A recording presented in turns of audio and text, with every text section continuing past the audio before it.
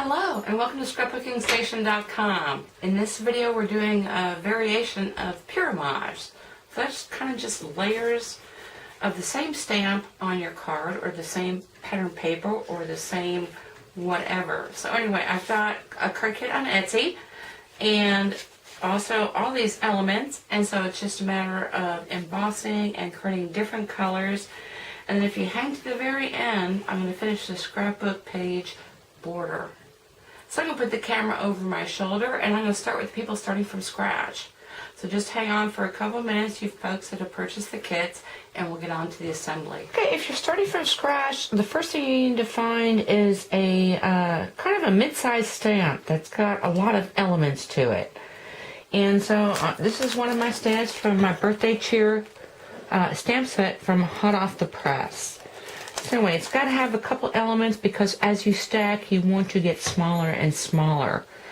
And so first thing, decide on your color palette.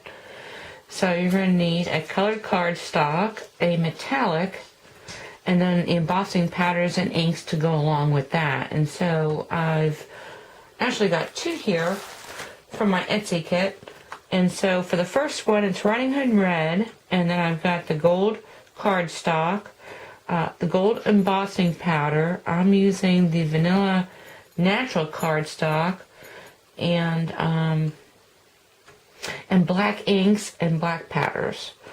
And then I've got something to raise this up along with dimensionals, and this is Maya cording twine, which I've used before, really versatile.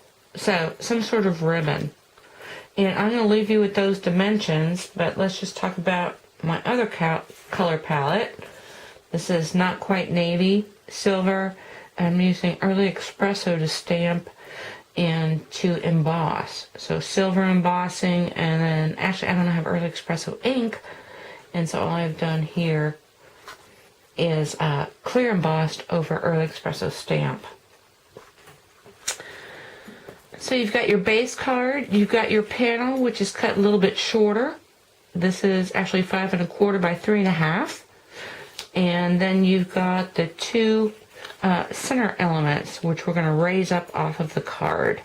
So the first one I've gold embossed on the colored cardstock, and then I've black embossed, in this case, on the gold cardstock.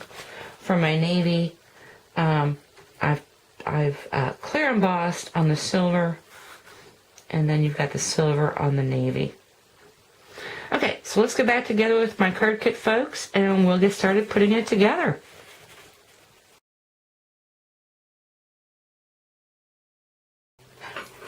Okay, folks that have purchased the card kit and the people that are starting from scratch, everyone should be together. Either you've got the blue collection, so this is blue, silver, and chocolate. And I'm going to put this one aside, and we're just going to deal with the red for now. So you got red, gold, and black.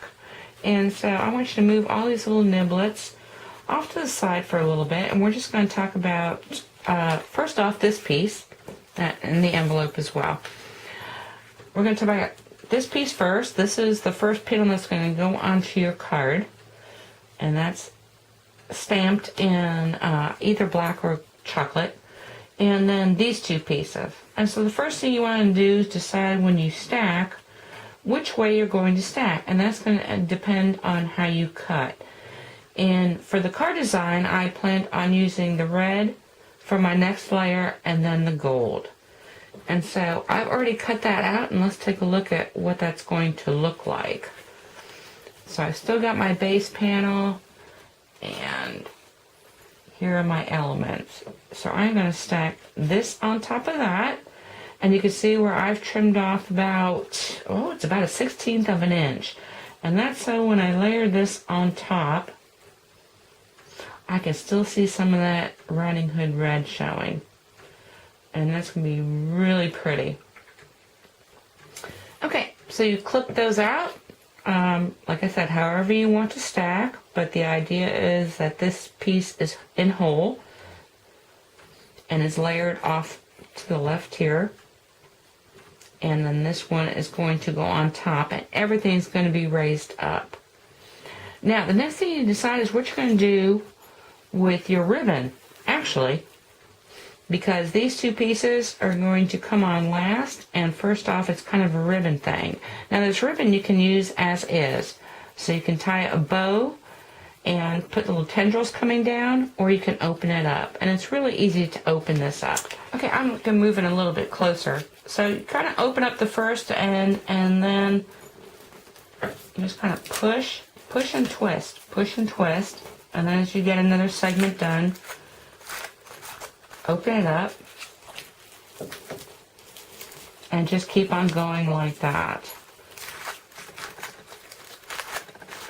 So get your images cut and go ahead and unwind if you're going to unwind, and then we're going to start putting this together. So I've got all my front pieces trimmed out, and in this case I'm just going to do a bow, so I'm not all that worried about it, and all you need to do is take either a dowel, in this case I'm using a golf tee, and twirl these tendrils like so. And I haven't trimmed anything out because I'm not quite sure how it's going to tuck under there. But I'm not so much worried about this panel.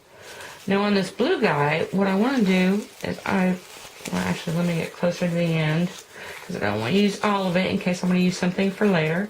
So I'm going to twist it around, flatten it out really good. This has got a lot of staying power. And now what I want to do with this is I'm going to wrap it, or tuck it under here, and tuck this under here, and of course trim it out. So let me get that situated, and then we're going to attach the panel to the card fronts. Okay, I took that photo so you can see how the strips were attached, and then also I don't throw anything away until I'm totally done with it. So I've got some, for lack of a better word, dimensionals, so I can stack these and add more height to my card. I've also got my leftover ribbon from this one. I mean, this bow, I pretty much used the about 8 inches to tie the bow, and then the tendrils were the leftover, and also what I used to knot it. And then I've got this piece, which I'm going to situate somewhere.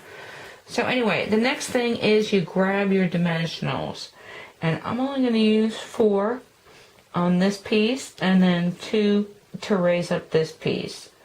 And so I think at this point you need to decide whether this is going to get tucked under there in some way, but I think what I'm going to do is raise this up, attach this sucker so it doesn't extend beyond the card, and then raise this up and cut, well, maybe just tuck under that bow a little bit. So I'll be done with that. As you can see, I have my 2 strips here. And on this one, I think what I'm going to do is try and cover up more of this bottom. Oh, and I wanted to add, since I cut off a 1/4 strip of my front card, I ended up using that 1/4 inch strip to decorate this first panel. And I actually ended up tucking it under there, but that's something you might figure out before you get going. So anyway, I'm going to use my dimensionals. We'll get this done, and then we'll look at the insides. Okay, so here are my card fronts. And so everything will fit nicely into an envelope. And you're saying, Calhoun, you've got extensions. Those are going to get folded under. Well, now remember, I cut this card off a little bit short, and that's just going to get folded under there with the silver showing. So anyway, let's talk about the inside, since I've already got that. So that strip is going on the bottom as is. In this case, of course, I cut those to 1/8 of an inch, and I still have a 1/4 inch for the inside. And so you're thinking, you're talking about leftovers, and if you look at this and you only use this portion, you still got some cakes left. Well, of course I do.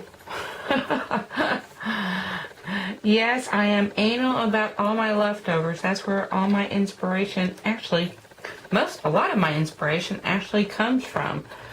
And so in this case, yes, I trim those out, and you should as well, because they're very cool. And so of course I'm going to do something with these. I'll probably, because these are embossed images, I might clip off that little corner a little bit. And put some cakes. And this is actually a cheese thing, so I don't, yeah, why not? Since I have it, I'm going to use it. And in this case, you know, maybe I've got, actually I had some twine left over as well. So all I did was twist it around, and I will tuck that, oh, I don't know. Anyway, like I said, obviously I'm going to use these little niblets because that's the way I roll. And if I needed to raise them up as well, I would cut these into pieces. These are my leftover strips. And actually, if you get the kit, there are some pieces of dimensionals also if you wanted to do that. Anyway, I am going to finish those up and take a photo. So this is kind of a variation of Pyramage, which I talked about at the beginning. But for those people that are scrapbooking, of course, I will do the same thing. So instead, because you got to be careful about height, I swear to God, I saw a scrapbook page on HSN. Someone was selling their materials, and it had to be 3/4 of an inch thick. Anyway, I don't do that. So kind of the same technique, stamped across a border here, and you know, I don't want anything to stand out too much, so I'll probably use this as my secondary and this as the top note. And then while I was at it, since I had everything out, I made another little embellishment to use also in my page. Anyway, I will show you these finished results as well. And you can kind of see where I'm going with this whole Pyramage thing, because I find it very intriguing and really great for your scrapbooks. And so I'm going to create a video. Actually, I've already started. This is a Pyramage of a photo, and maybe you all have seen this video, and I've got some other techniques there as well. But I'm going to use patterned papers. I'm going to use, of course, more stamps. I'm going to use embossing folders, so keep an eye out for that. Anyway, I hope you took something with you that you can use in your own card making. If you bought the kit, or actually if you've tried this technique, please visit my community page and share your results. I will post them. So anyway, thanks again.